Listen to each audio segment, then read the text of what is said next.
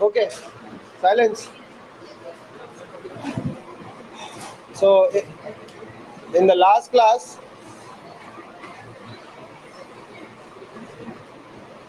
ah, in the last class we ended with rocket propulsion, right?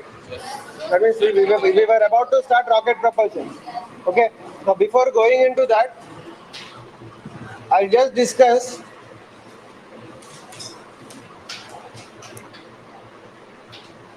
some cases of objects of fixed masses. तो कुछ cases discuss करेंगे fixed masses के, ठीक है. उसके बाद रॉकेट प्रोपल्शन पे जाएंगे. So the forces are at some angle at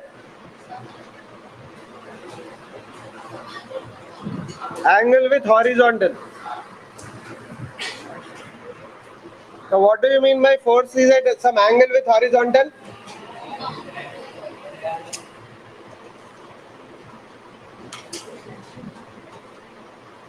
force is incline. Force is incline. समझ गए?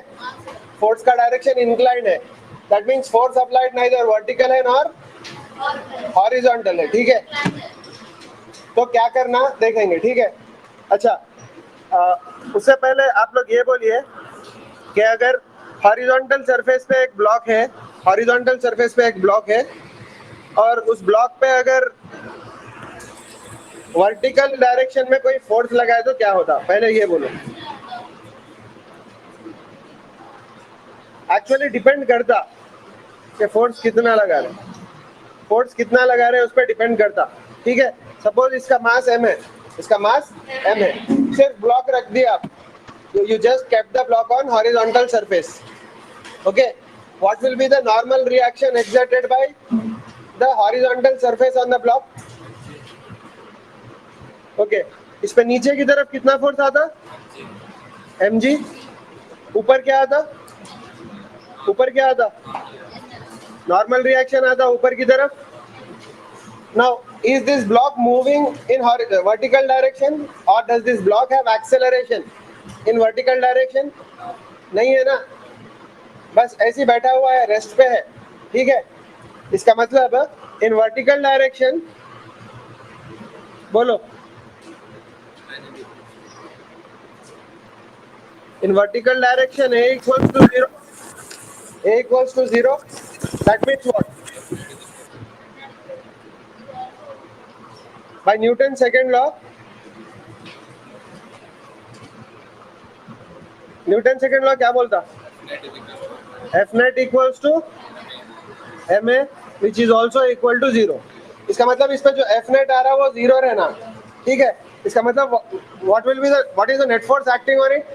n ऊपर की तरफ ऐड कर रहा, नीचे की तरफ mg ऐड कर रहा. ये हो गया आपका F net. This must be equal to 0. तो कंक्लूजन क्या है यहाँ पे? Normal reaction equals to normal reaction equals to mg. Normal reaction क्या है? mg है. ये बहुत सिंपल केस है. दिखाई दे रहा? कुछ नहीं. वेट नीचे ऐड कर रहा है, नॉर्मल रिएक्शन ऊपर ऐड कर रहा है. बट वर्टिकल डायरेक्शन में नेट फोर्स 0 है. क्यों है नेट फोर्स 0? क्योंकि एक्सेलरेशन 0 है, रेस्ट पे है, मतलब वेलोसिटी 0 है. वेलोसिटी 0 है मतलब वेलोसिटी चेंज नहीं हो रही. इसका मतलब एक्सेलरेशन 0 है. इसका मतलब एफ नेट 0 है. इसका मतलब नॉर्मल रिएक्शन कितना आता? mg. समझ में आया? ओके. अभी नेक्स्ट केस.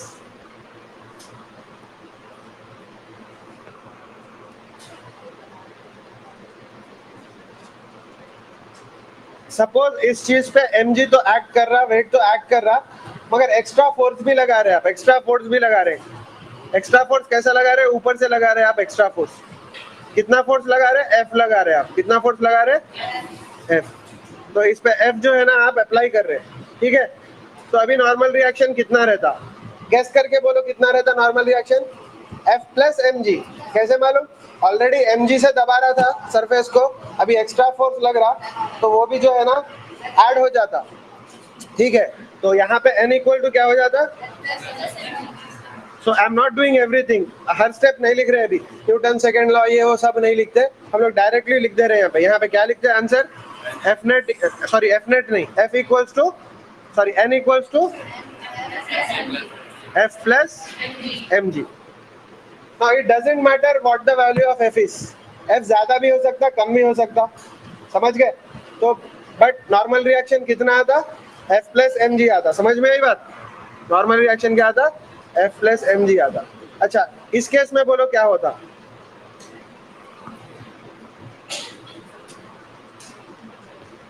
अगर इस पे हम लोग फोर्स ऊपर की तरफ लगा रहे, ऊपर की तरफ फोर्स लगा रहे, ऊपर की तरफ फोर्स कैसा लगा सकते? ऊपर की तरफ फोर्स कैसा लगा सकते हैं? इस पे ऊपर एक स्ट्रिंग अटैच करके उसको खींच सकते, right? But somehow we are applying a force F in the upward direction. तो अभी n क्या हो जाता बोलो? n इक्वल्स टू क्या हो जाता? mg minus f. mg minus f. कैसे मालूम? क्योंकि नीचे की तरफ फोर्स क्या है? mg है, ऊपर की तरफ क्या है?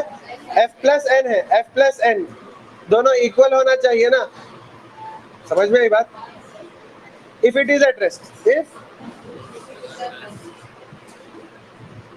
the block stays on the surface, stays on the surface. समझ गए?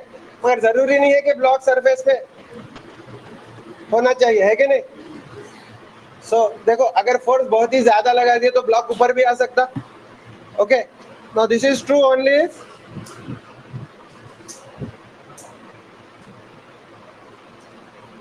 F is less than mg. समझ गए? If F equals to mg, then normal reaction is 0. अगर F जो ऊपर की तरफ फोर्स लग रहा वो इक्वल टू mg है तो नॉर्मल रिएक्शन क्या हो जाता? 0. And if F is greater than mg, then normal reaction is 0 again. समझ गए? अगर n ज्यादा भी लगाया, सॉरी ऊपर f ज्यादा भी लगाए तो क्या हो जाता? ब्लॉक ऊपर आ जाता एक्सेलरेशन के साथ. It will separate from the horizontal surface. It will separate. अगर सेपरेट हो गया तो कांटेक्ट चला गया, कांटेक्ट चला गया तो नॉर्मल रिएक्शन भी चला गया. ठीक है? तो either f is equal to mg or f is greater than mg. Either f is equal to mg or f is greater than mg, normal reaction is 0. समझ में आया? नेक्स्ट यहाँ पे देखो, if f is less than or equal to mg, if f is less than or equal to mg, the block remains at rest. That is, a will be equal to 0. समझ में आया? a क्या रहता? 0 रहता. But if f is greater than mg, the block moves upwards. Moves. हाँ. a equals to 0. हाँ. क्या बोला मैं? If f is greater than mg, the block moves upwards with a equals to f minus mg by m. समझ में आया? देखो, इसमें ऊपर की तरफ नेट फोर्स कितना लग रहा? अगर ऊपर f लग रहा, नीचे mg लग रहा और f is greater than mg है तो ऊपर f माइनस mg लग रहा ऊपर. फॉर एग्जाम्पल इसका वेट जो है ना 100 न्यूटन है और आप ऊपर फोर्स 150 न्यूटन लगा रहे, तो नेट फोर्स ऊपर की तरफ कितना आता? 50 न्यूटन आता. 150 माइनस 100. समझ में? अगर 100 न्यूटन वेट है मतलब 10 kg इसका मास है. समझ गए? तो इसका एक्सेलरेशन ऊपर की तरफ कितना आता? 150 माइनस 100 डिवाइडेड बाई 10. समझ गए? 150 माइनस 100 50 हो गया, डिवाइडेड बाई 10 kg है उसका मास, इसीलिए तो वेट 100 न्यूटन था. समझ गए? तो acceleration 5 metres per second square रहता. समझ गए? तो क्या आता एक्सेलरेशन बोलो? a equals to F minus M G by M, F minus M G by M. तो इसको ऐसा भी लिख सकते हैं, A equals to very good, क्या है F by M minus G, F by M minus G. समझ में आई बात?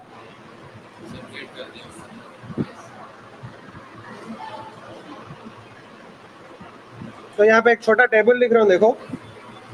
If F is less than or equal to mg, then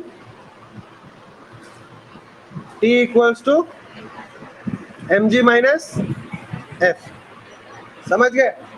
sorry, T नहीं, N equals to mg minus F। समझ में आई बात? N equals to mg minus F।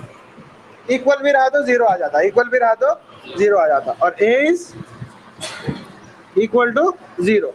समझ में आया?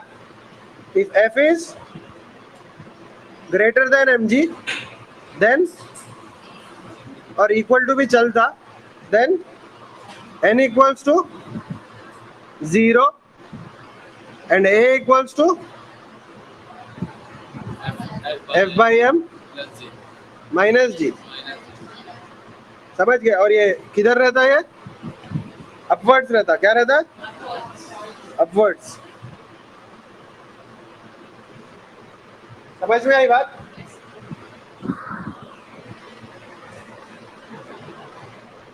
अभी नेक्स्ट केस देखेंगे, ठीक है? अभी केयरफुली देखो।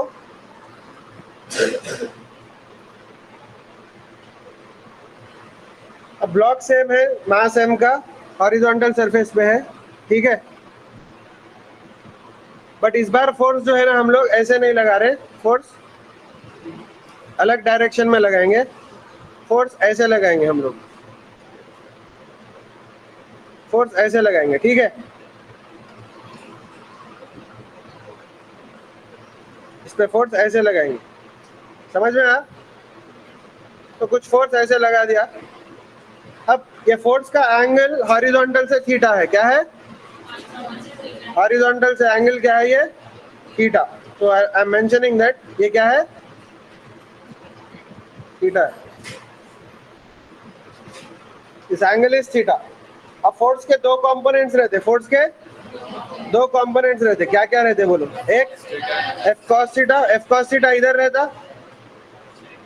समझ में आया? ये F cos थीटा रहता। क्यों रहता F cos थीटा? ये बोलो। थीटा को टच कर रहा है ये कंपोनेंट। और नीचे की तरफ क्या रहता फोर्स का कंपोनेंट? F sin थीटा रहता है। ठीक है, ये क्या है? F sin थीटा रहता। समझ में आया?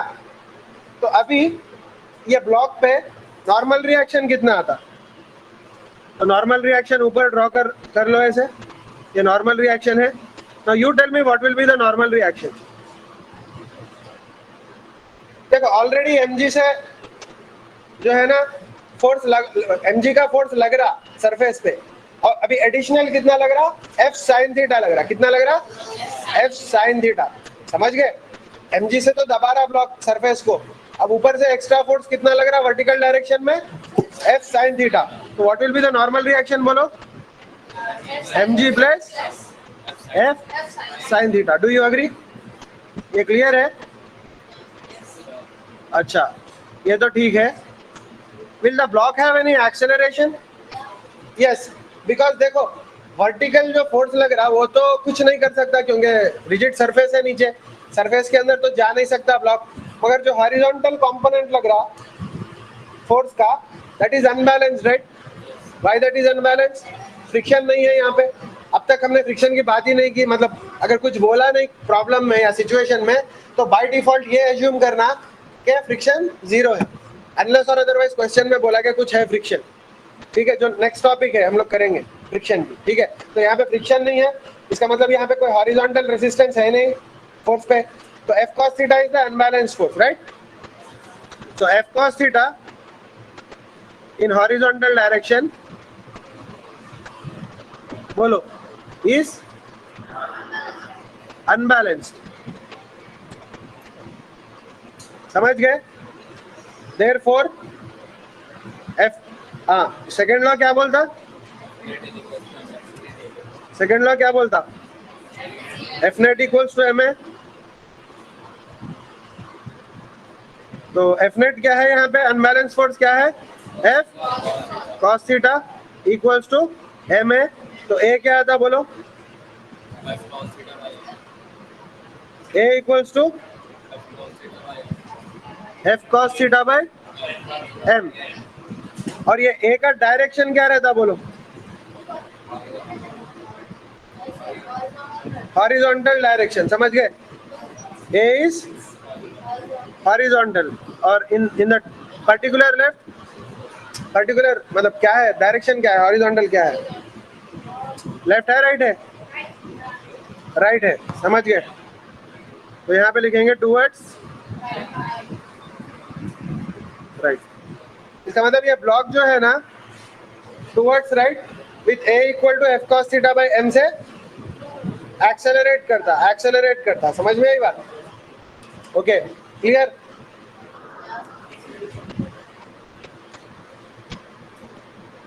ठीक है, नेक्स्ट सेम सिचुएशन, मगर फोर्स इस बार हम लोग, हाँ नहीं देखो ये ब्लॉक को पुश कर रहा, ये फोर्स ये ब्लॉक को पुश कर रहा। अभी पुलिंग फोर्स का क्या होता देखेंगे, ठीक है, पुलिंग फोर्स कैसा रहता बोलो, तो ये इधर लगा दो, ठीक है। अभी हॉरिजॉन्टल कंपोनेंट ये हो जाता, ठीक है,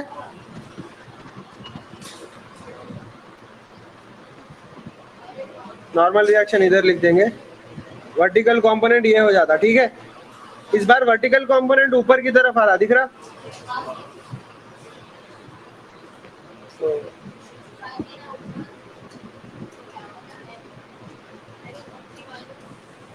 ये एफ है, ओके, ये एफ साइन थीटा है और ये एफ कॉस थीटा है, क्योंकि थीटा जो है ना एंगल हॉरिजॉन्टल से है, समझ गए, तो ये थीटा है राइट। तो अभी मेरे को ये बोलो एन क्या होता, N equals to M G minus F sine theta if M G is greater than और equal to F sine theta, समझ गए, and N is equal to 0 if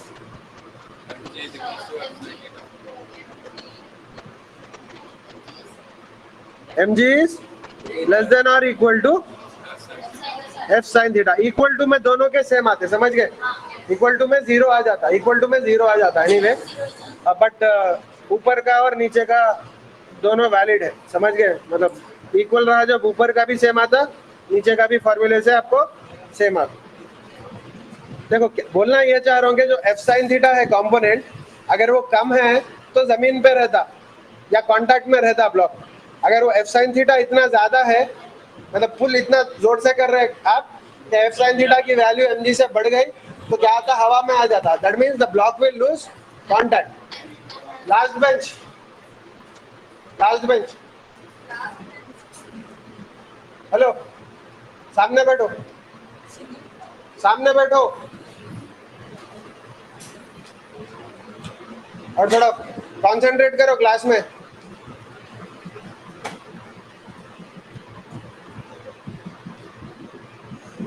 अभी रिलैक्सेशन टाइम खत्म हो गया, थोड़ा सीरियस हो जाओ।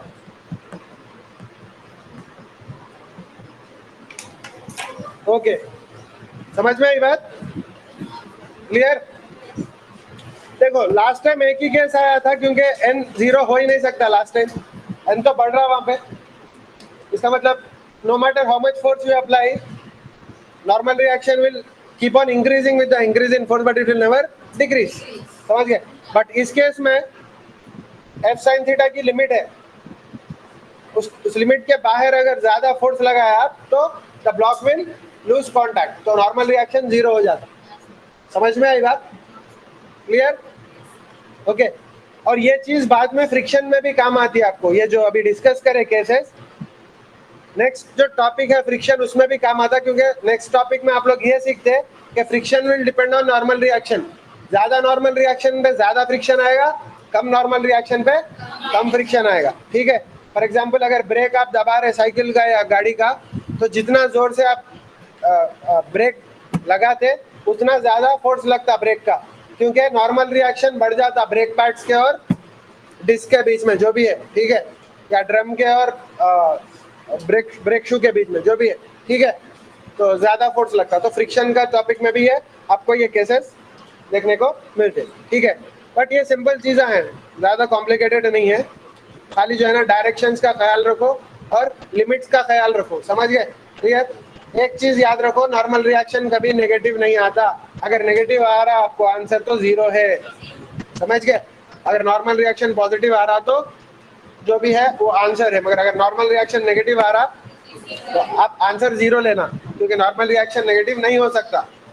कब हो सकता नेगेटिव, मैं बोला था। हाँ, कुछ अगर स्टिक कर, मतलब दो सरफेसेस को कोई चीज स्टिक कर रही, एडहेसिव है कुछ बीच में, तो आपको नेगेटिव आता नॉर्मल रिएक्शन, वरना नेगेटिव नहीं आता, समझ गए, क्लियर, ओके। या नहीं तो अगर दो सरफेसेस के बीच में वैक्यूम है, हाँ, तो भी नेगेटिव आता। कहाँ पे आता वो वैक्यूम, सक्शन कप्स रहते देखे, दीवार पे लग जाते या कार के ग्लास पे लग जाते, हाँ, वो किस चीज से लगते, वो कुछ एडहेसिव रहता बीच में नहीं। एक्चुअली आप जब दबाते हैं एयर निकल जाता, तो अंदर प्रेशर कम रहता, बाहर एटमॉस्फेरिक प्रेशर दबा के रखता उसको, इसलिए जो है ना वो निकलता नहीं, ओके। तो उधर भी आ सकता आपको नेगेटिव नॉर्मल रिएक्शन, अदरवाइज नहीं आता नॉर्मल रिएक्शन, समझ में आया। Now let us go back to rocket propulsion. Rocket propulsion में मैं क्या बोला, इनिशियल मास रॉकेट का m0 था, जब फ्यूल पूरा खत्म हो जाता तो फाइनल मास m हो जाता। एक एग्जांपल दिया था मैं, 1000 kg का रॉकेट है, तो उसका इनिशियल मास 1000 kg रहता और फाइनल मास जो है ना 150 kg हो जाता, कुछ एग्जांपल, कुछ भी एक एग्जांपल। इसका मतलब उसमें कितने kg फ्यूल था, 850 kg फ्यूल था। और जनरली कोई भी रॉकेट में मोस्टली फ्यूल ही रहता, समझ गए, जनरल रॉकेट में मोस्टली फ्यूल ही रहता, मतलब जो मेन वेट रहता रॉकेट का वो क्या रहता, फ्यूल रहता। और इसलिए वेट कम से कम रखने के लिए क्या फ्यूल यूज करते, हाइड्रोजन और ऑक्सीजन यूज करते, क्योंकि that is the lightest possible available fuel, समझ गए।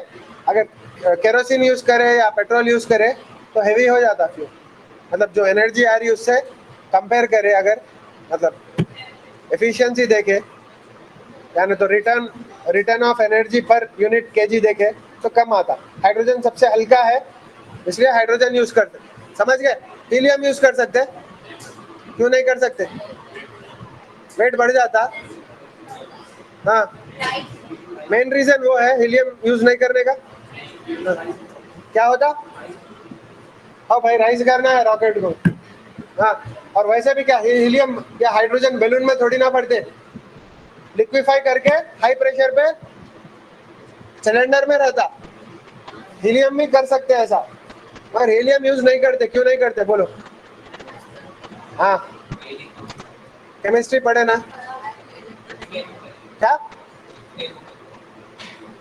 क्योंकि हाई टेम्परेचर होगा। अरे भैया, इनफ्लेमेबल क्या, जलाना ही है, फ्यूल, फ्यूल मतलब जलाना है। हीलियम इनफ्लेमेबल है, हाँ, फ्लेमेबल है, इनफ्लेमेबल है,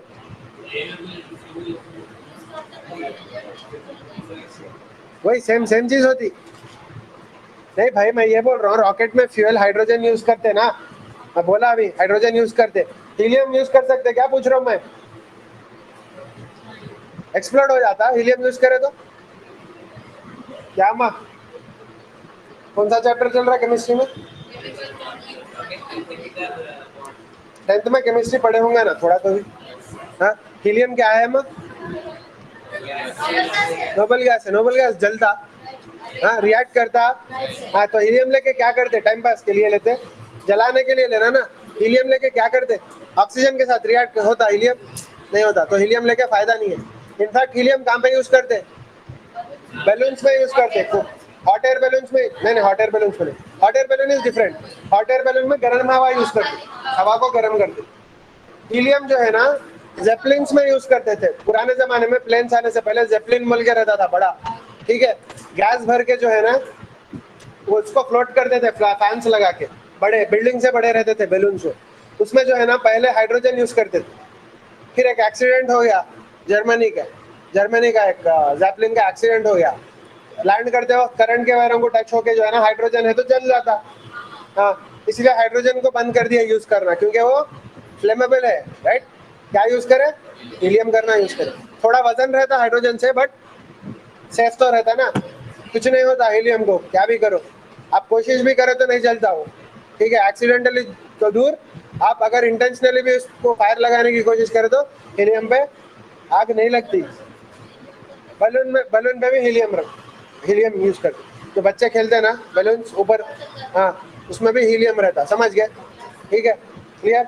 और इनफैक्ट जो वेल्डिंग करते, वेल्डिंग में एसिटिलीन यूज करते, वेल्डिंग गैस वेल्डिंग में क्या यूज करते, एसिटिलीन और ऑक्सीजन, दो सिलेंडर रहते, दो कंबाइन होके आग निकलती, मगर उसके अतराफ क्या रहता, हीलियम का एक लेयर रहता।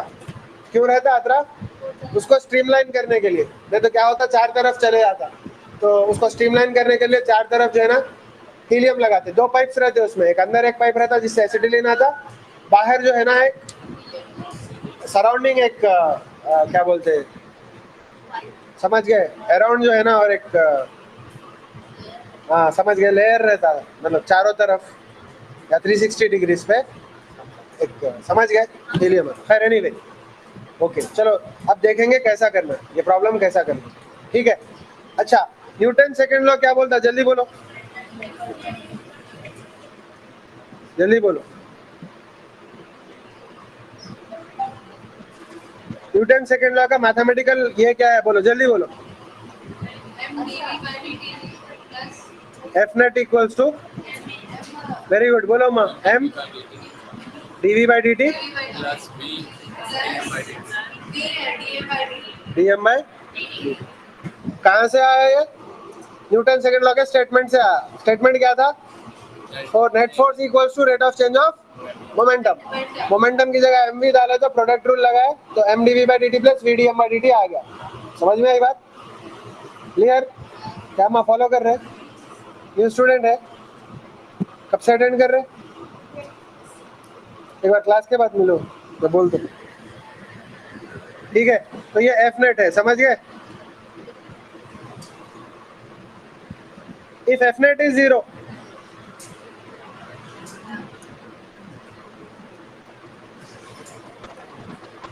देन बोलो क्या होता, M D V by D T, अच्छा अच्छा अच्छा, ठीक है ठीक है ठीक है। ये स्टेटमेंट का और एक क्या है, मतलब ये स्टेटमेंट आया कहाँ से, बोलो पहले, ये ऊपर का जो इक्वेशन है आया कहाँ से, यहाँ से आया, देखो F net equals to D by D T of P, समझ गए, it was equal to D by D T of M V, D by D T of M V, समझ में आया। और यहाँ से ये आया आपको, समझ गए, इससे ये आया। अच्छा मेरे को ये बोलो, if F net is 0 then P is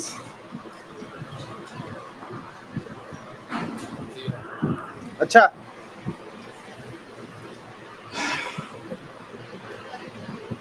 if F net is 0, P is very good, थोड़ा दिमाग लगाओ माँ, फोकस करो इधर। देखो F 0 कब आता, किसी चीज का डेरिवेटिव 0 कब आता, जब वो कांस्टेंट रहा, तो अगर F 0 है, F net 0 है, तो P क्या रहना, constant. Do you agree.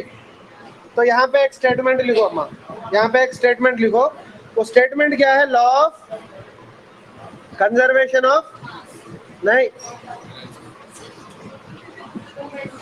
Linear momentum. कौन सा मोमेंटम, लीनियर मोमेंटम। ये जो P है क्या है, लीनियर मोमेंटम है, क्या है, linear momentum. Law of conservation of linear momentum क्या है, इन द एब्सेंस ऑफ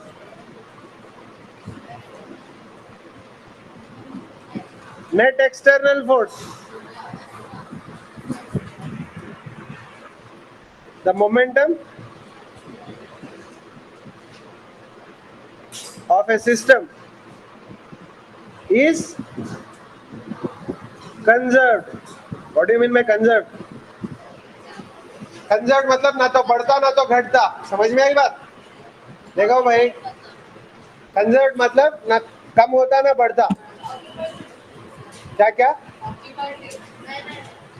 कौन सा occupied? Law of conservation of energy क्या है?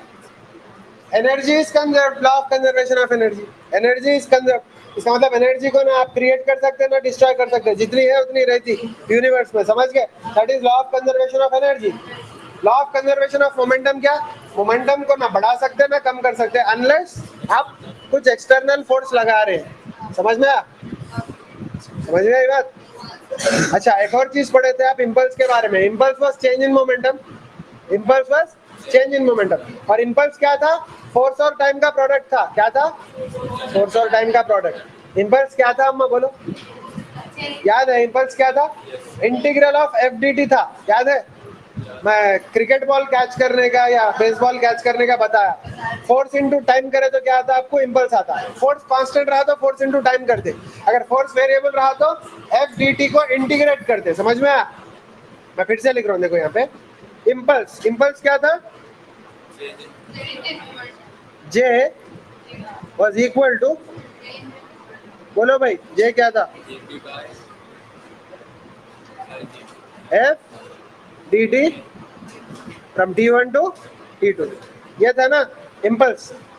And impulse was what? Equal to what? Impulse was equal to what? जल्दी बोलो। P final minus P initial. तो यहाँ पे टाइम में इनिशियल और फाइनल ले लेंगे, ठीक है? T इनिशियल और T final. So impulse was change in momentum, impulse was change in momentum, delta P। समझ में आया? चेंज को डेल्टा P बोलते, चेंज को डेल्टा बोलते, समझ गए? हाँ, और मैंने क्या बोला था? If F is constant,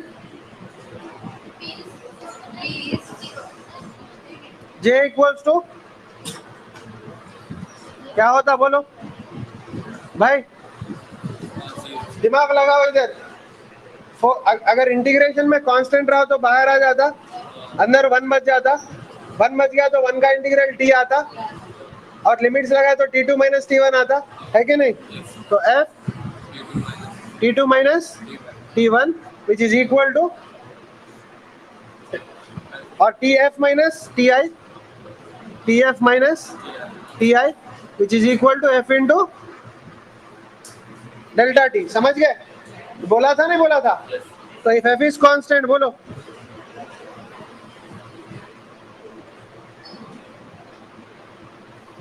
if F is constant, J equals to, बोलो भाई जल्दी, F delta. I am repeating this क्योंकि इंपॉर्टेंट है, ठीक है?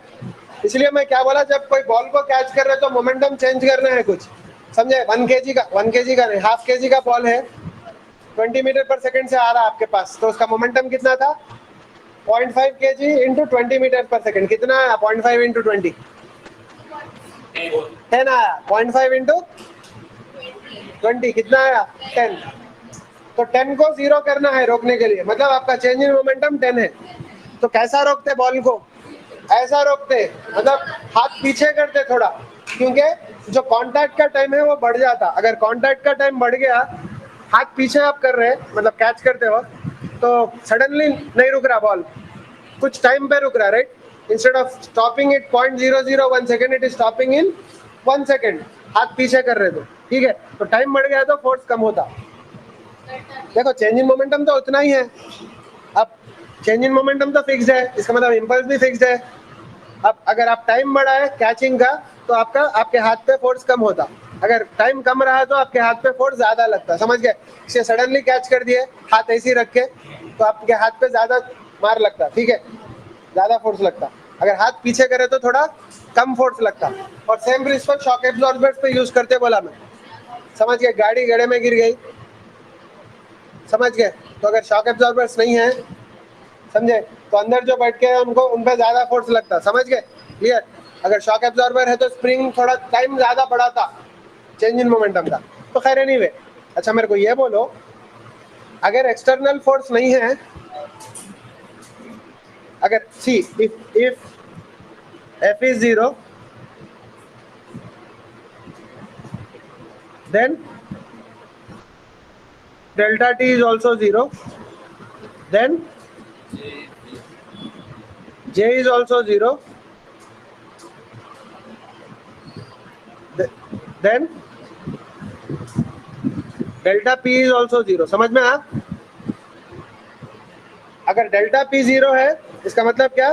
That is P doesn't change, doesn't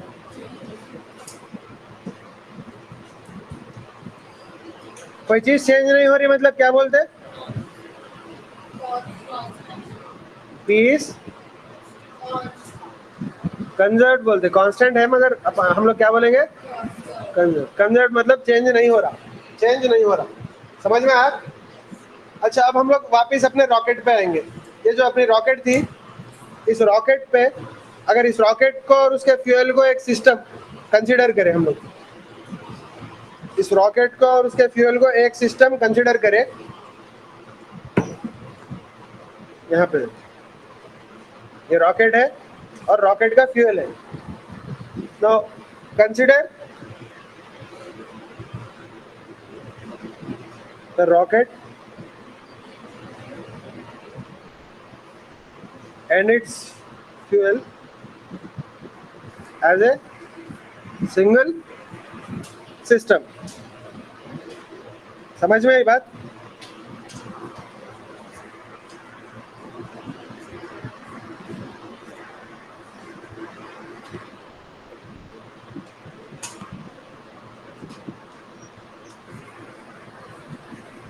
as a single system।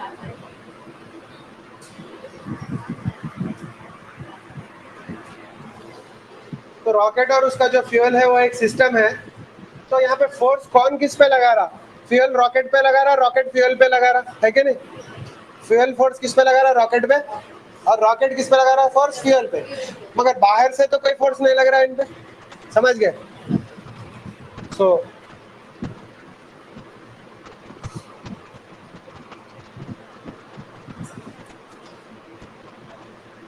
यहाँ पे लिख रहा हूँ, since there is no external force acting on the rocket,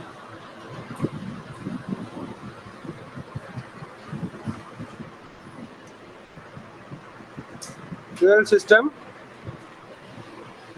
हाँ, its momentum is, बोलो भाई, कंजर्व और कांस्टेंट भी बोल सकते। समझ गए?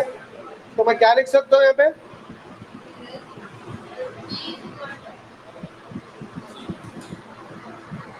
कांस्टेंट। तो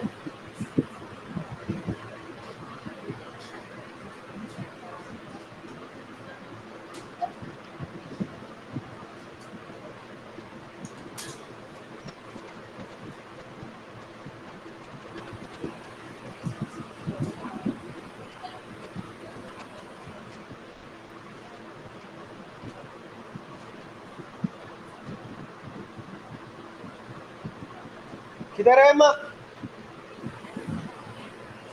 बोलो जल्दी। अगर P कांस्टेंट है तो dP क्या होता है? जल्दी बोलो। वेरी गुड, इतनी देर होती है बोलने, जल्दी बोलना।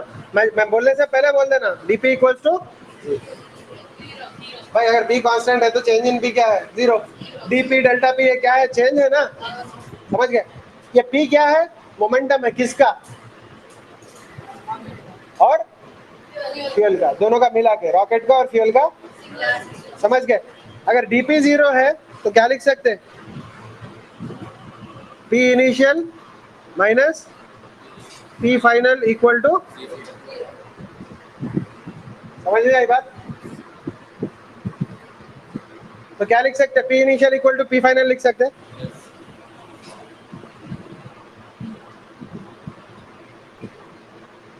अब मेरे को ये बोलो, P इनिशियल क्या लूँ और P फाइनल क्या लूँ? तो देखो मैं एक बात बोलता हूँ, initially mass of rocket m है,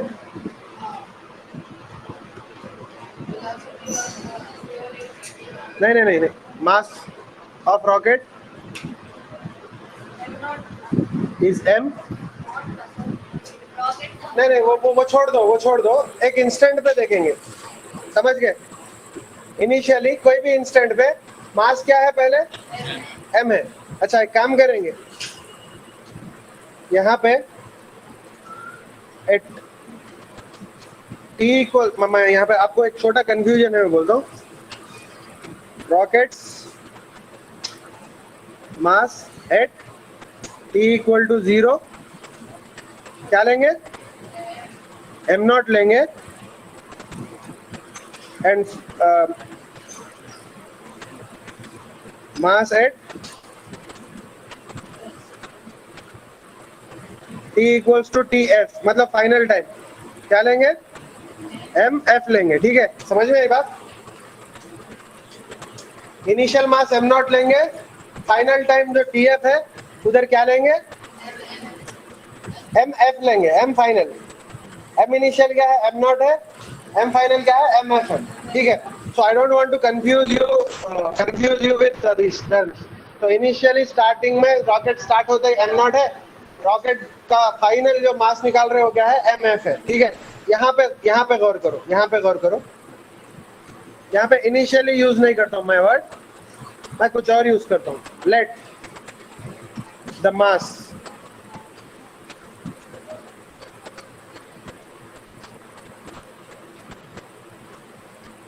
the rocket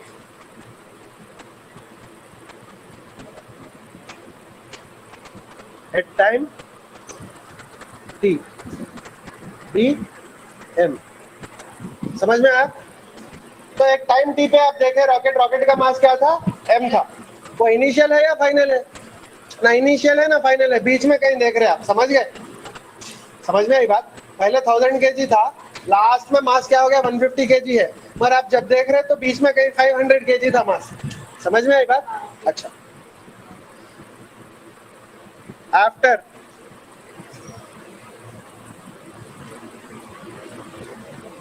dt elapses, what do you mean by elapses? क्या हुआ माँ? आफ्टर dt elapses, elapses मतलब क्या? चले गया टाइम, मतलब dt और खत्म हो गया। पहले टाइम कितना था? t था, time is t plus dt। Do you agree? dt चले गया मास, तो टाइम क्या हो गया? t प्लस dt हो गया, and the mass is m minus dm। समझ में आई बात? देखो भाई, रॉकेट है, आप जब देखे थे उसका मास m था, कुछ टाइम हो गया dt, थोड़ा कुछ सेकंड्स हो गए या मिली सेकंड्स हो गए, उसके बाद जब आप मास देख रहे हो तो मास क्या हो गया? m माइनस dm हो गया। क्यों हो गया? थोड़ा फ्यूल निकल गया, समझ में आई बात? हाँ, टाइम बढ़ने के बाद मास कम हो जाता, समझ में आई बात? अब law of conservation of momentum apply करेंगे, लॉ ऑफ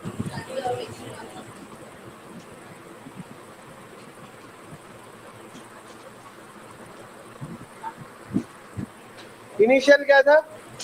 pi, फाइनल क्या था? pf। और ये किसका मोमेंटम है भाई? रॉकेट का और फ्यूल का मिला के, तो यहाँ पे गौर करो, इनिशियल मोमेंटम क्या था रॉकेट का? m। नहीं, यहाँ पे ये केस में इनिशियल बोल रहा हूँ, m, और वेलोसिटी क्या है? v। अच्छा, यहाँ पे एक और चीज लिखेंगे, एंड वेलोसिटी और एंड स्पीड, और वेलोसिटी कितनी है? बोलो भाई, v। समझ में आया? फाइनली क्या हो जाती है वेलोसिटी?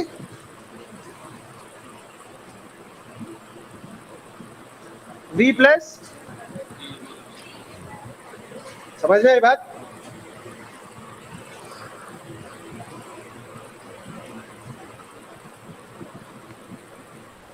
v प्लस, इसमें कुछ कंफ्यूजन है तो बोलो। अभी जो लिखा देखो, मैं फिर से रिपीट कर रहा हूं। मैं जब आप देखे रॉकेट को पहली बार, एक टाइम टी पे उसका मास m था और उसकी वेलोसिटी v थी, और टाइम कितना हो रहा था? t हो रहा था टाइम, ठीक है। बाद में dt के बाद देख रहे फिर से आप रॉकेट को, हाँ, तो टाइम तो t प्लस dt हो गया, मास थोड़ा कम हो गया, m माइनस dm हो गया, और स्पीड थोड़ा बढ़ गई, v प्लस dv। अच्छा, ये रॉकेट किधर है? स्पेस में है। किधर है? स्पेस में। क्यों? ग्रेविटी को कंसिडर नहीं कर रहे हम लोग, ग्रेविटी को कंसिडर नहीं कर रहे। हेलो भाई, क्या हुआ? देखो, इंपॉर्टेंट है, गौर करो भाई, बहुत चीजें सीखने का है, बहुत ज्यादा है पढ़ाई, सिलेबस बहुत ज्यादा है। हाँ, ठीक है। तो इनिशियल मोमेंटम क्या है? mv। फाइनल मोमेंटम क्या है? रॉकेट का क्या हो गया? मास m माइनस dm, और v क्या हो गई?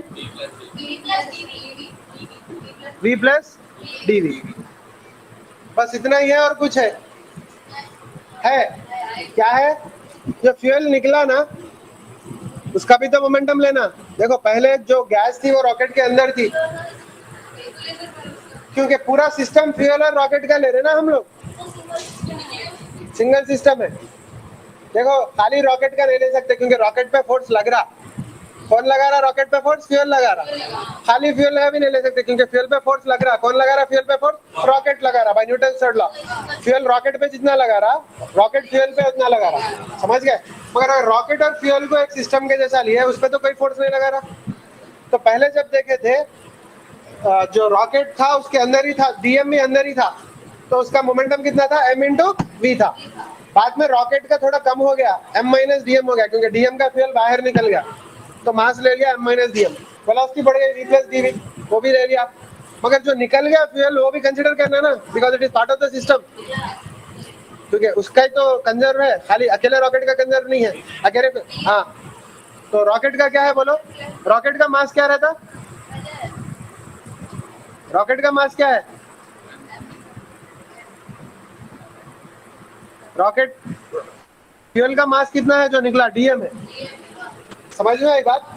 अच्छा, अब एक चीज गौर करो, ये जो फ्यूल निकल के आ रहा ना, उसकी स्पीड कितनी रही और उसकी वेलोसिटी कितनी रही? यहाँ पे देखो, डायग्राम में लिख के है, v नॉट है उसकी स्पीड। जो रॉकेट से फ्यूल निकल के आ रहा है उसकी स्पीड कांस्टेंट है, v नॉट है, पर वो v naught with respect to rocket है। वो v नॉट क्या है? विद रेस्पेक्ट टू रॉकेट है। ये v naught is with respect to rocket, क्योंकि पहले जब बोला मैं कि v नॉट क्या है? विद रेस्पेक्ट टू रॉकेट है। ये जो v नॉट है विद रेस्पेक्ट टू रॉकेट है। अच्छा, अगर एक ऑब्जर्वर जो है ना, जमीन पे नहीं, कोई स्पेस में एक जगह खड़े के देख रहा, फिक्स जगह खड़े के देख रहा, यहाँ पे खड़े के देख रहा, तो उसको कितना दिखता? ये फ्यूल का स्पीड कितनी दिखती उसको? इसको कितनी दिखती? v नॉट दिखती, क्योंकि वो v naught with respect to rocket है। इसको कितनी दिखती स्पीड? इसको कितनी दिखती स्पीड बोलो? ये बंदे को कितनी दिखती जो जमीन पे है?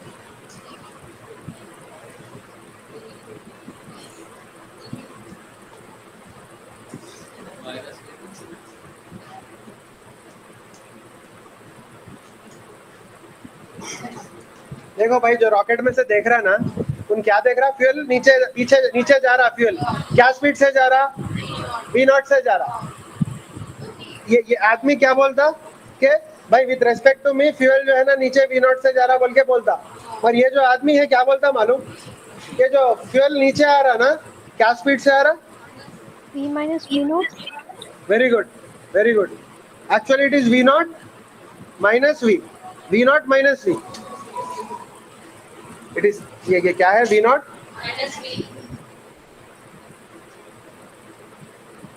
समझ में आ नहीं आया?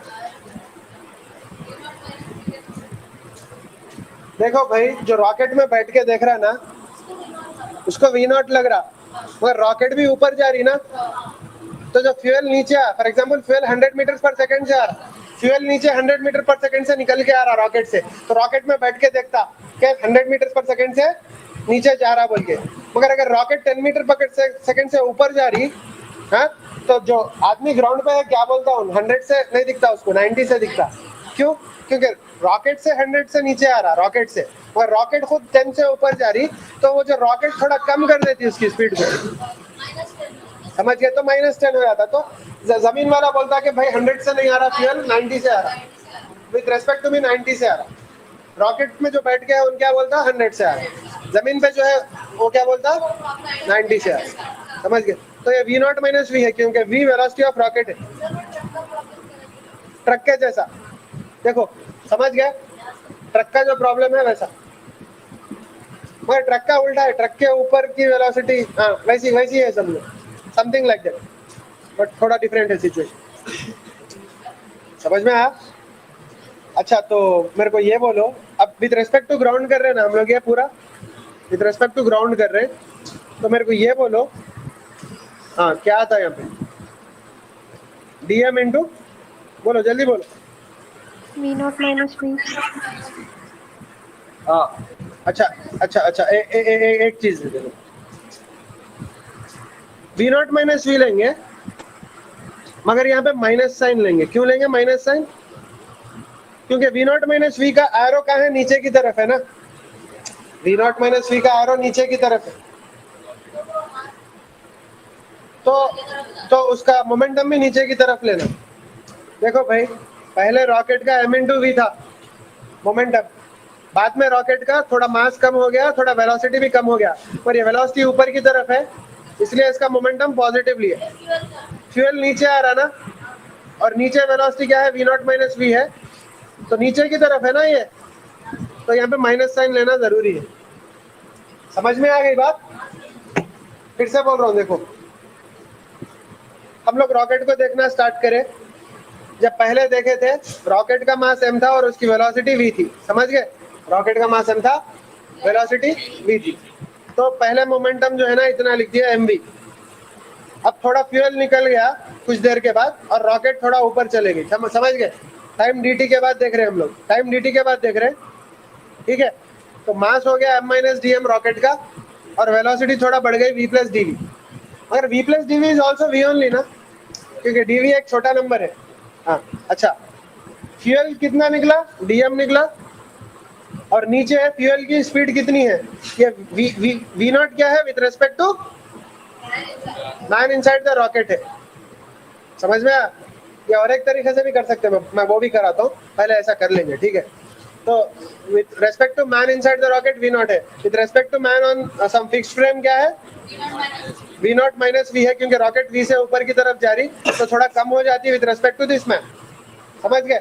मगर ये जो v नॉट माइनस वी नीचे की तरफ है ना, इसलिए ये नेगेटिव लेते इंटू ये आता, समझ गए? अब इसको सॉल्व करना है अपने को, क्या करना है, सॉल्व करना है, ये लिखना इंपॉर्टेंट है, इसके बाद सॉल्व करना इजी है। तो सॉल्व कैसा करते हैं, देखो एम वी इक्वल टू, जल्दी बोलो, m into V plus m into D V. देखो इसका इससे मल्टीप्लाई करा, फिर इसका इससे मल्टीप्लाई करा, फिर अब क्या करना, इसका इससे मल्टीप्लाई करना, तो क्या आता बोलो, minus V into D M minus D M into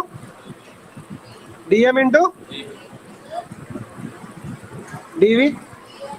ये आ गया, ये पहला, ये ये रॉकेट का है। अब फ्यूल का क्या आता, minus V not into D M, हाँ, plus V into D M. समझ में आई बात? कुछ भी नहीं, क्या करें हम लोग अभी, ब्रैकेट्स को एक्सपेंड कर दिए, समझ गए? क्लियर? लिख रहे नहीं लिख रहे? हाँ, तो बोलो क्या आता, mv इक्वल टू क्या था, जल्दी बोलो।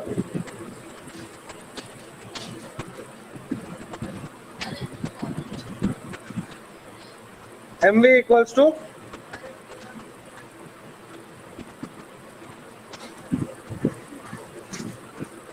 बोलो भाई।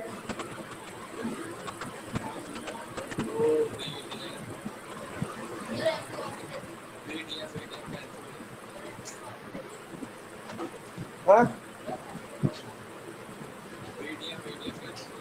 कैंसिल बहुत चीजें होते हैं। हाँ बोलो, DMDV करो equals नेक्स्ट to स्टेप करो। DMDV equals to DMV minus DMV naught. हाँ क्या क्या कैंसिल होता है देखो।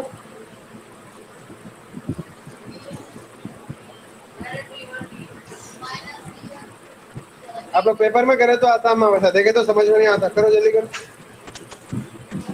बोलो mv equals to mv plus mdv minus vdm। अच्छा इसको नेग्लेक्ट कर दे सकते हैं, क्यों? dm एक छोटा वैल्यू है, dv एक छोटा वैल्यू है। एक छोटा वैल्यू इंटू छोटा वैल्यू बहुत ही छोटा वैल्यू आया था, तो नेग्लेक्ट कर दे सकते, समझ गए? हाँ क्या था, माइनस v नॉट dm। देखो dm छोटा है, d मतलब छोटा चेंज है, डेल्टा मतलब बड़ा चेंज। हम लोग डेरिवेटिव्स में भी करे ना, dx ऐड करे जब नेग्लेक्ट कर दिया था, देखे ऐसा, समझ में आया? हाँ छोटा चेंज इंटू छोटा चेंज, और भी छोटा चेंज होता। देखो माँ 0.01 एक छोटा नंबर है, 0.01 और एक छोटा नंबर है, दोनों मल्टीप्लाई करें तो 0.0001 आता ना, समझ गए? इसलिए नेग्लेक्ट कर दे रहे। हाँ तो क्या क्या बच गया बोलो, और क्या कैंसिल होता?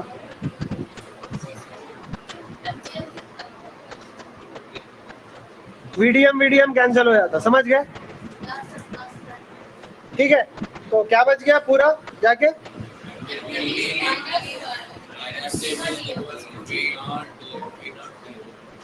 mdv equals to v not dm।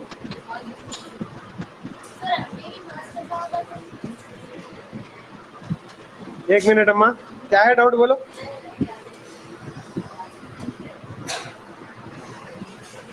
Clear? अब सॉल्व करेंगे, क्या सॉल्व करेंगे? ये इक्वेशन सॉल्व करेंगे। सॉल्व करने से पहले क्या करते हैं, वेरिएबल्स को सेपरेट कर लेते हैं। dt के साथ t ले लेते हैं, dx के साथ x ले लेते हैं, dy के साथ y ले लेते हैं, समझ में आया?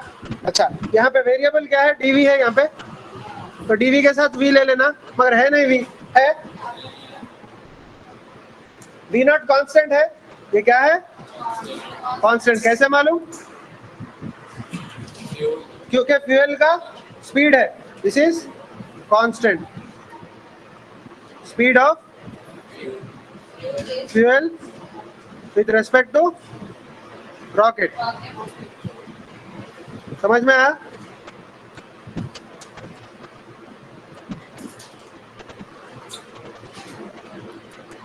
ओके तो ये कांस्टेंट है, तो कांस्टेंट को कहीं भी रख सकते, फर्क नहीं पड़ता। तो बोलो क्या आता है यहाँ पे, dv equals to v naught into dm by m, dm by m, समझ में आया?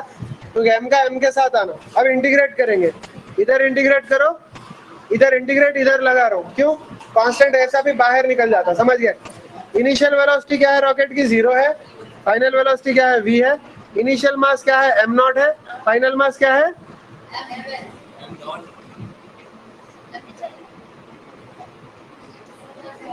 mf। समझ गए?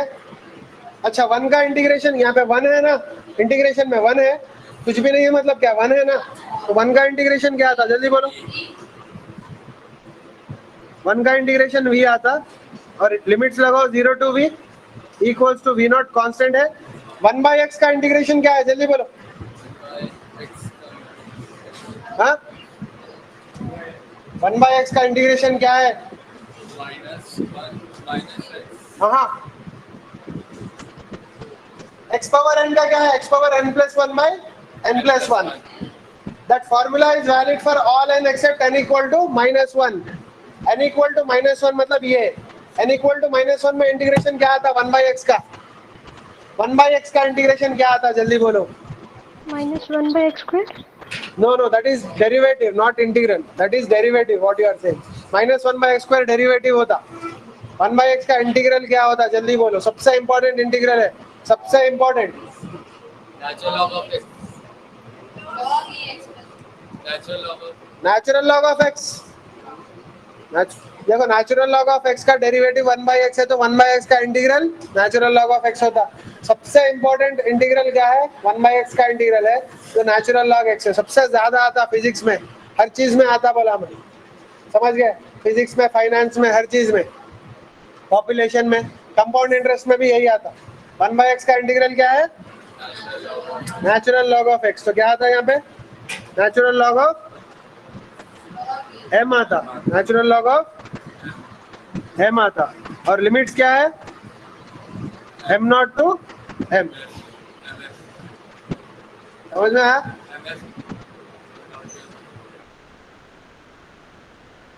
क्या? हाँ तो बोलो क्या आता नेक्स्ट स्टेप जल्दी बोलो. v माइनस 0 v आता equals to v0 into upper limit minus lower limit m minus m0. समझ में आया? ये ब्रैकेट में ले लो.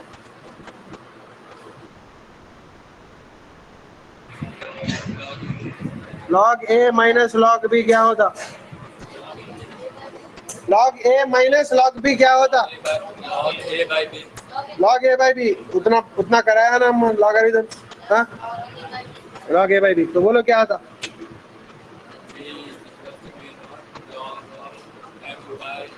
m by m0 आ गया. अच्छा मेरे को बोलो m0 बड़ा रहता है कि mf बड़ा रहता. mf है ये mf है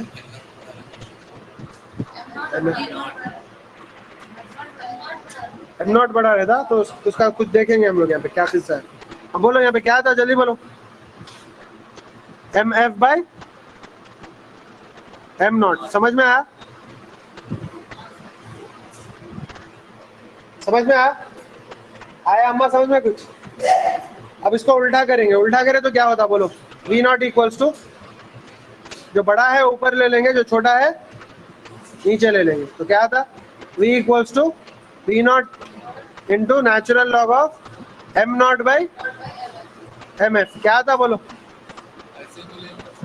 क्योंकि m0 बड़ा है ना तो लॉगरिथम. हाँ बोलो.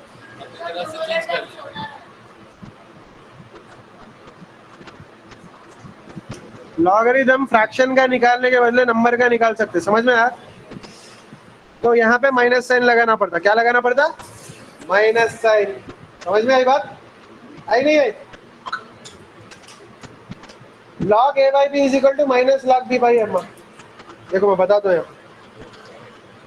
log एक minute natural log of a by b equals to minus of natural log of b by a. कैसा आया ये? देखो log a by b क्या होता natural log of a minus natural log of b. ये क्या होता minus of natural log of b minus natural log of a. अब समझ में आया? तो देखो log ऑफ 2 क्या होता माइनस log ऑफ 2 क्या होता log ऑफ 1/2 होता. समझ गए? नेगेटिव लॉगरिथम ऑफ 1000 क्या होता माइनस log ऑफ 1/1000 होता. समझ में आया? तो मैं m0 को ऊपर लाना इसलिए प्रीफर कर रहा हूँ क्योंकि m0 बड़ा रहता mf छोटा रहता तो इसलिए नेगेटिव साइन लगाना पड़ रहा. अच्छा ये नेगेटिव साइन की मीनिंग क्या है मालूम? फ्यूल की वेलोसिटी नीचे रही तो उस रॉकेट की वेलोसिटी ऊपर रहती. वो माइनस का जो है ना मीनिंग वो है. समझ गए? v0 नीचे रहता ना तो रॉकेट का वेलोसिटी क्या आता ऊपर आता. नाउ देखो मैं एक एग्जांपल बताता हूँ. एग्जांपल velocity of exhaust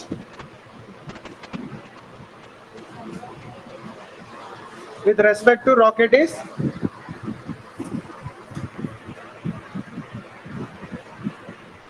(400 नहीं, 300 meters per second. 300 meters per second. 400 क्यों नहीं लिया मैं? क्योंकि वो साउंड से बढ़ गया स्पीड, तो थोड़ा प्रॉब्लम होता, साउंड से बढ़ गया तो इसलिए मैं क्या ले रहा हूँ, 300 ले रहा हूँ. साउंड की स्पीड जो है ना 350 340 रहेगी, समझ गए? 300 meters per second. Initial mass of the rocket is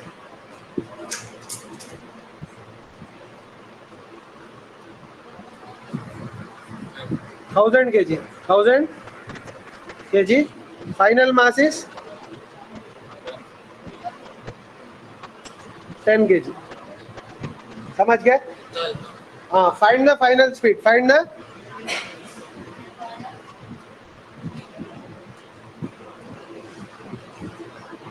if it starts at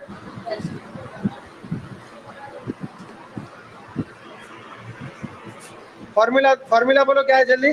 V equals to V not कितनी है, 300 है. I am not taking minus sign क्योंकि मुझे डायरेक्शन नहीं चाहिए, मैग्नीट्यूड चाहिए. तो natural log of final mass 1000, initial mass क्या है 10. तो क्या आता बोलो, V इक्वल्स टू, जल्दी बोलो,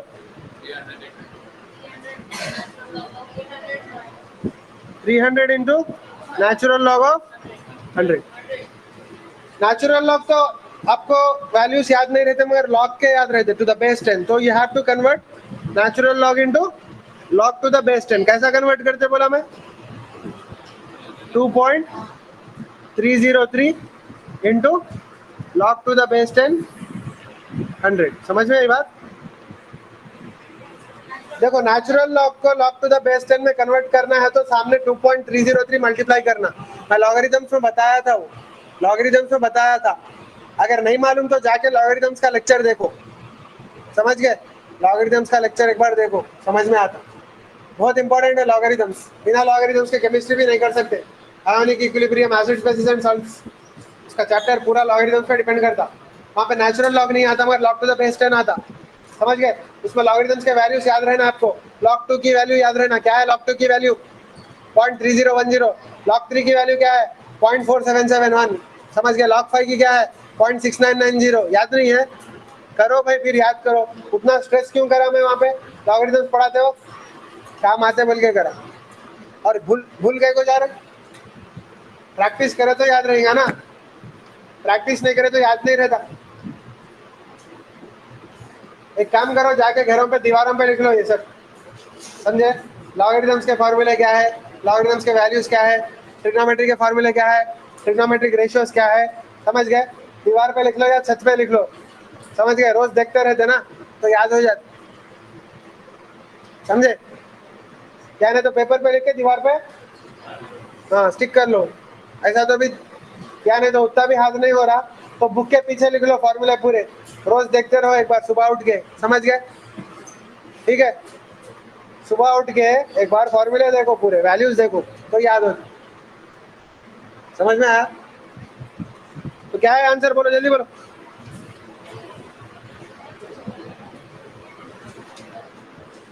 V क्या है?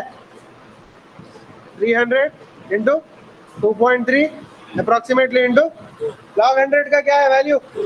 2. कैसे मालूम? हाँ, लॉग 1000 का वैल्यू क्या है? To the base 10 3. लॉग 1/100 का वैल्यू क्या है? -2. Very good. Log of root 10 का वैल्यू क्या है? 1/2. 1/2. Very good. क्यों? रूट मतलब क्या? Power half. रूट मतलब क्या? Power half. भूल गए अम्मा पूरा? देखो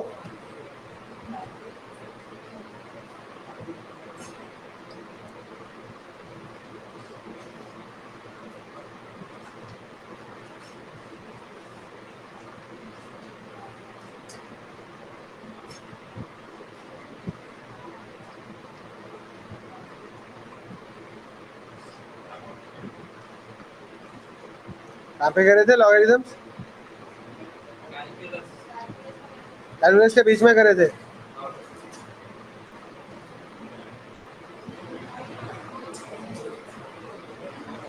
देखो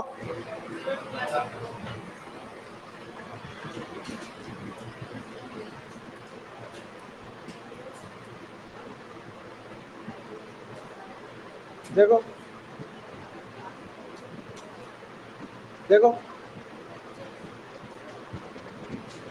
अब इतना टाइम लगाया लॉगरिथम्स में, मतलब ऐसी टाइम पास करने के लिए करा, इंपॉर्टेंट है बोल के ही करा ना, इतने एग्जाम्पल्स करा, समझे? देखो नेचुरल लॉग को लॉग टू द बेस 10 में कन्वर्ट करने का वो भी लिखा, वो 2.303 कहाँ से आया वो कैलकुलेटर में भी करके बताया, समझे?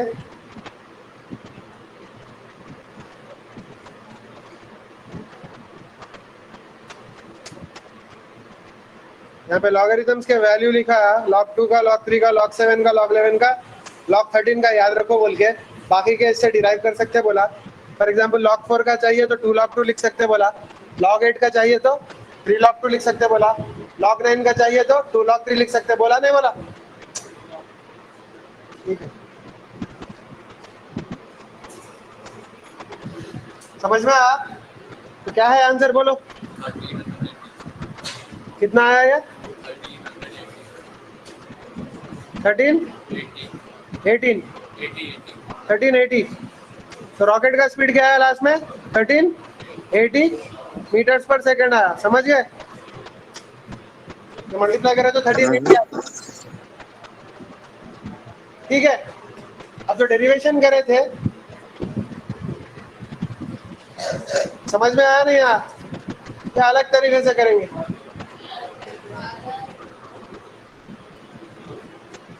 अलग तरीके से कर रहा हूँ, एक्चुअली सेम है तरीका, मगर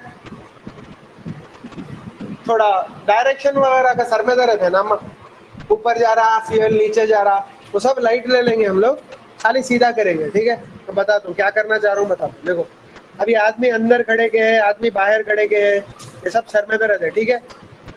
now what is V naught यहाँ पे? वेलोसिटी ऑफ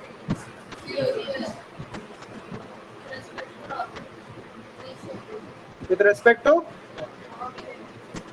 रॉकेट, समझ में आया? एंड इट्स ए कांस्टेंट, ठीक है? अब देखो ऊपर था, नीचे था, सर में दर्द था, समझ गए? बहुत कॉम्प्लिकेटेड था, ठीक है? अब हम लोग एक सिंपल तरीके से करेंगे, मैं कुछ नहीं, देखो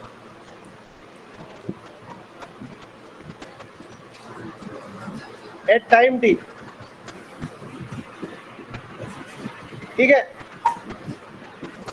एट टाइम टी क्या करेंगे? मास m, वेलोसिटी v, ये रॉकेट की बात हो रही, velocity v, clear? At time t plus D T, at time t plus D T, mass क्या लेंगे? m माइनस डी एम, और वेलोसिटी क्या लेंगे? v प्लस डी वी, समझ में आया? देखो माँ, पहले टाइम t पे क्या था? मास m था, वेलोसिटी क्या थी? v थी, कुछ टाइम हो गया, मतलब dt थोड़ा टाइम चले गया, उसके बाद मास क्या हो गया? m माइनस डी एम, और वेलोसिटी क्या हो गई? v plus D. यहाँ तक क्लियर है? क्लियर है ना? अभी इक्वेशन लिख दे रहा हूँ मैं, ऊपर नीचे कुछ भी नहीं देख रहा हूँ, इक्वेशन लिख दे रहा हूँ। तो momentum at t equals momentum at t plus D T, agreed? Okay, देखो अम्मा, तो मोमेंटम एट t क्या है, जल्दी बोलो? mv है। Momentum at t plus D T क्या है, जल्दी बोलो? क्या कर रहे हैं माँ? पहले मोमेंटम क्या था? mv, क्यों? मास m था, वेलोसिटी v थी। Momentum at t plus D T क्या रहता? m minus D M v plus D V. ये तो रॉकेट का लिख दिया, मगर रॉकेट से जो निकल गया फ्यूल, ठहरो ठहरो ठहरो,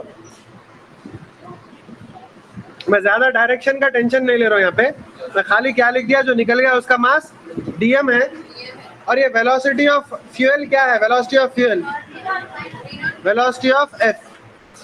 देखो ये कहाँ से कर रहे हैं, विद रेस्पेक्ट टू ग्राउंड कर रहे हैं ना, विद रेस्पेक्ट टू ग्राउंड। तो ये वेलोसिटीज वगैरह ये सब विद रेस्पेक्ट टू ग्राउंड है, तो ये भी क्या है, हेरो माँ, V naught with respect to rocket है, और ये वीएफ क्या है विद रेस्पेक्ट टू,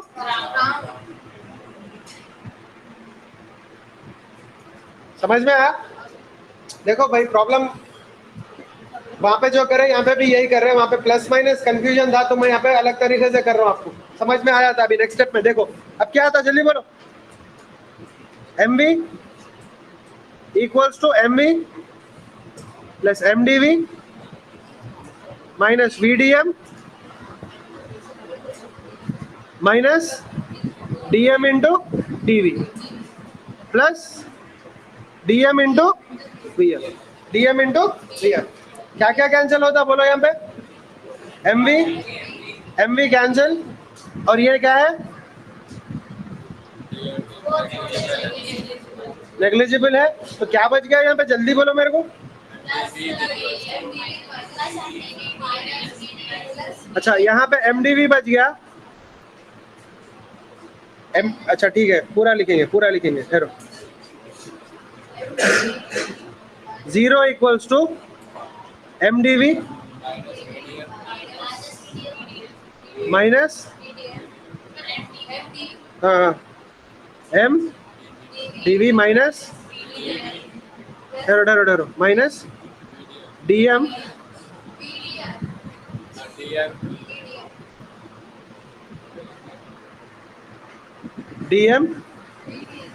ब्रैकेट में v माइनस, समझ में आया। अब देखो नेक्स्ट स्टेप में क्या क्या कर रहा हूँ, देखो गौर करो, dm इधर ले लिया into v minus vf equal to m dv, समझ गए।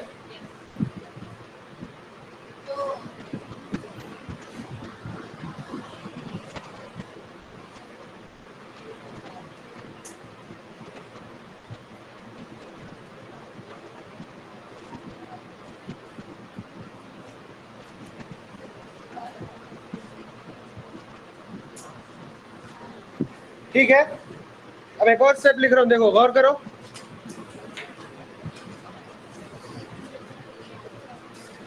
अगर ये में मेरे को माइनस डीएम लिखना है तो क्या करना, वी एफ माइनस वी लिखना नहीं लिखना, डू यू अग्री, क्योंकि हम माइनस लिखे, समझ गए। अच्छा अभी देखो जबरदस्त चीज, देखो यहाँ पे देखो वीएफ क्या है, velocity of fuel with respect to ground है, और वी वेलोसिटी ऑफ रॉकेट है, तो velocity of fuel with respect to ground minus velocity of rocket with respect to ground क्या आता, velocity of fuel with respect to rocket आया नहीं आया, velocity of car A minus velocity of car B क्या आता, velocity of car A with respect to car B आता, समझ गए, समझ में आया। Velocity of car A with respect to car B क्या आता, V A minus V B आता। Velocity of rain with respect to man क्या आता, velocity of rain minus velocity of man आता है कि नहीं। ये velocity of fuel with respect to ground है, ये velocity of rocket with respect to ground है, तो velocity of fuel minus velocity of rocket क्या आता, velocity of fuel with respect to rocket आता नहीं आता, जो कांस्टेंट रहता, तो क्या हो गया बोलो, समझ में आई बात, minus D M into V not equals to M into D V आ गया। अब सॉल्व करेंगे, देखो कैसा सॉल्व करेंगे, जल्दी बोलो।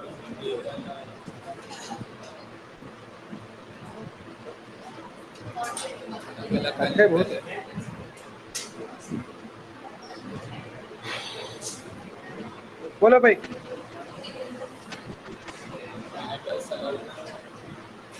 dm by m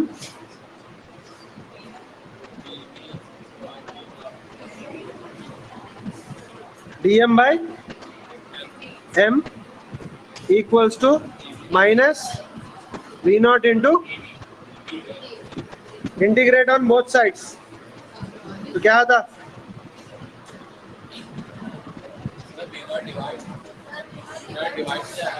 कहाँ डिवाइड होता?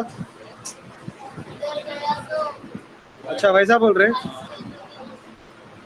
वेरी गुड, सही बोले. वी नॉट इधर आ जाता, राइट? मतलब सुन रहे बोले ऐसा? हाँ बोलो.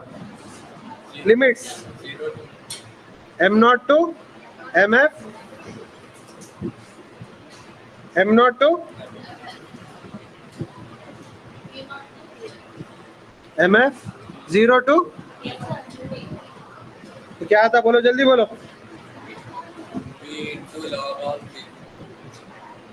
Natural log of mf by m naught equals to minus v. Directly लिख दिया मैं, लिमिट्स वगैरह, अपर लिमिट लोअर लिमिट पूरा अप्लाई करके डायरेक्टली लिख दिया. समझ गए? तो v क्या आता बोलो. यहाँ पे क्या आया? v आया. तो बोलो v क्या आता? बोलो जल्दी बोलो. v equals to minus v naught natural log of mf by m naught. ठीक है, तो अगर माइनस को अप्लाई करें लॉग पे तो क्या होता? m naught by m. m naught by m आ जाता. समझ गए? तो v इक्वल टू क्या आता? जल्दी बोलो.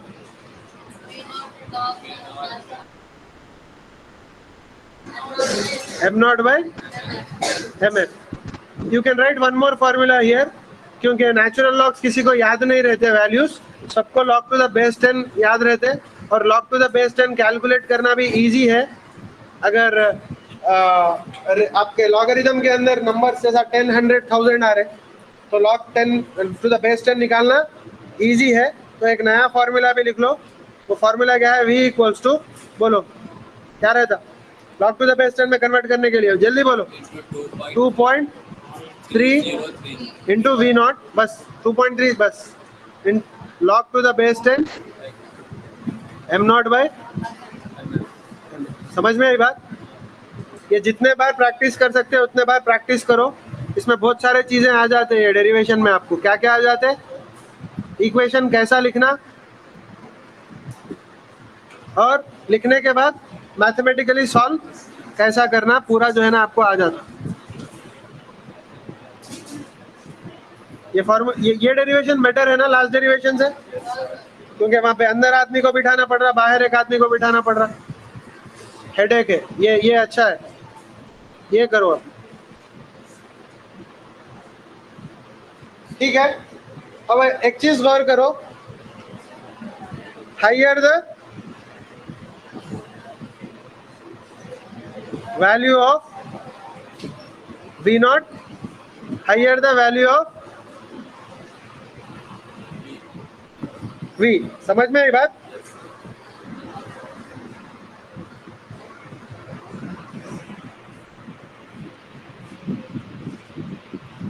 इसका मतलब जो एग्जॉस्ट निकल रहा रॉकेट में से, उसकी स्पीड जितना ज्यादा रहती उतना रॉकेट की फाइनल स्पीड भी ज्यादा आती.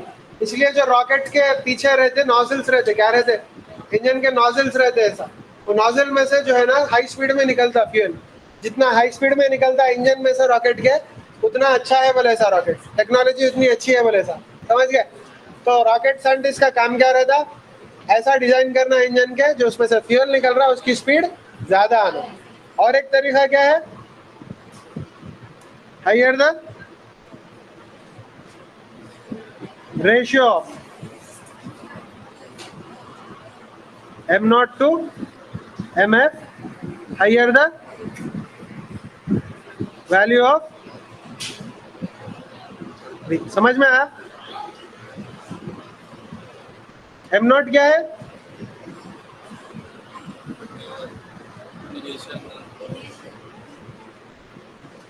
बोलो मैं एम नॉट क्या है, जल्दी बोलो।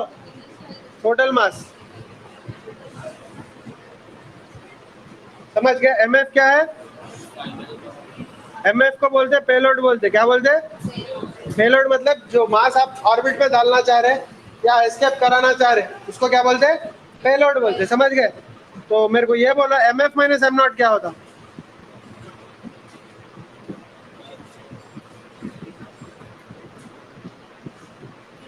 बोलो भाई।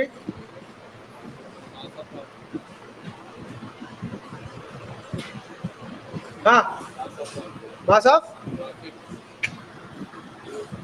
हाँ फ्यूल होगा ना, क्योंकि पेलोड का एम एफ है, इनिशियल एम नॉट था, बाकी का क्या था? पेलोड को छोड़ के पूरा फ्यूल का मास था। समझ गए? क्लियर? समझ में आई बात? तो इसलिए जो है ना, वेलोसिटी अगर ज़्यादा चाहिए तो पेलोड कम रखना पड़ता। समझ गए? जनरली बहुत कम रहता पेलोड, स्मॉल परसेंटेज रहता। समझ में आई बात? अच्छा, ये पूरा प्रॉब्लम कैसा करें हम लोग? ग्रेविटी को कंसीडर नहीं करके करें। ग्रेविटी को कंसीडर करें तो सिचुएशन अलग रहता। समझ में आया? टाइम क्या हुआ?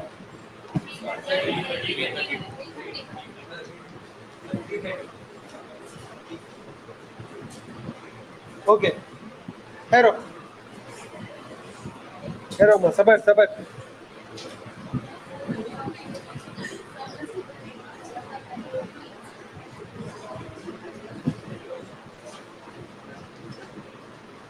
अगर रॉकेट का मास फ्लो रेट दिया,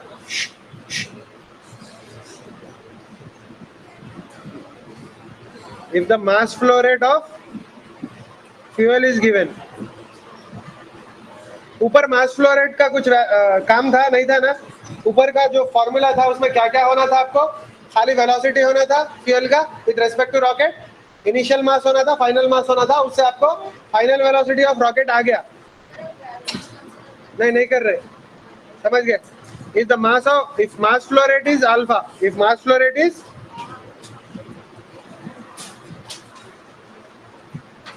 अल्फा, समझ गए? And velocity of fuel is V not. समझ गए?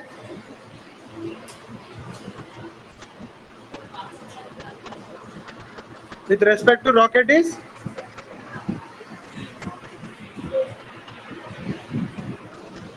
v naught.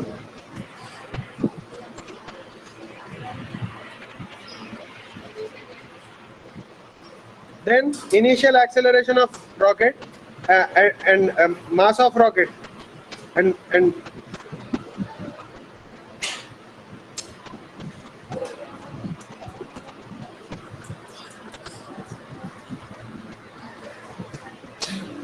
कौन सा मास?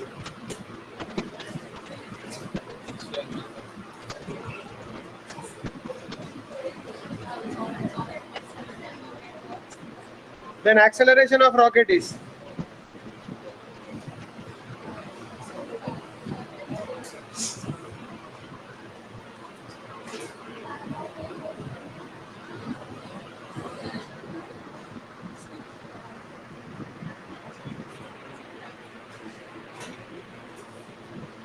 बोलो क्या रहता? बोलो।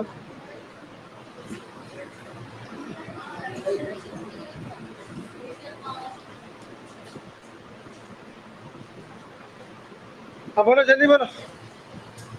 क्या यूज करेंगे यहाँ पे? Again F net equal to, जल्दी बोलो।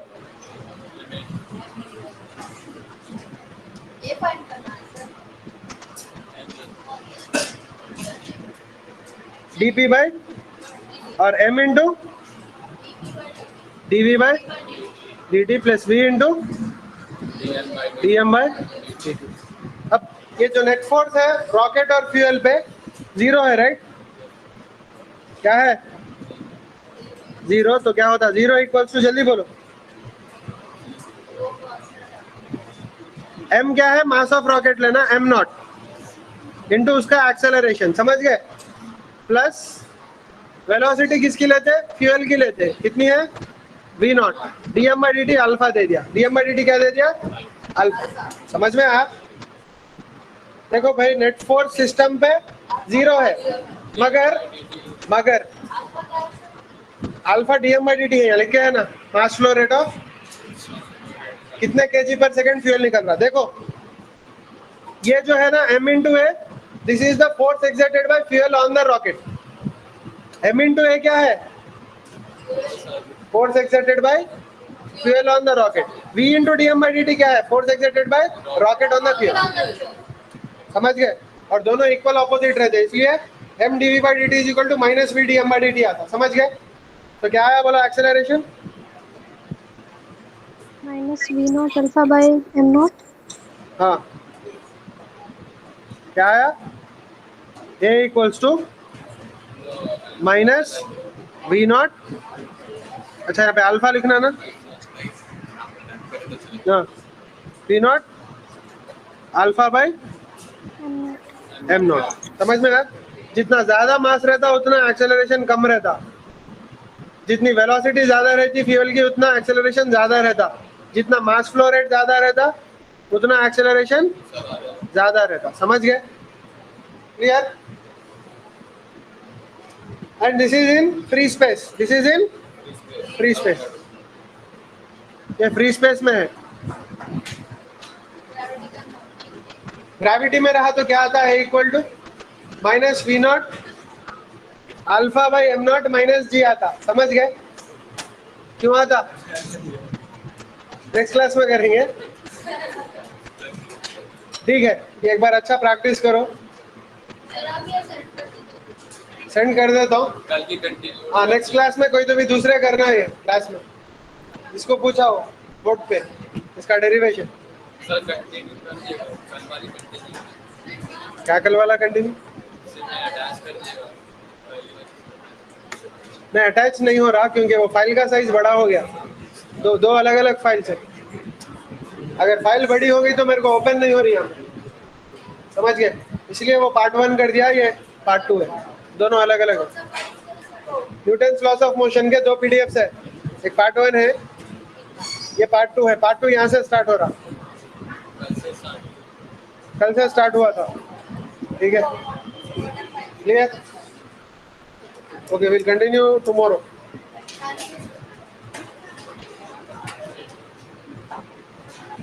भाई रिकॉर्डिंग स्टॉप करो।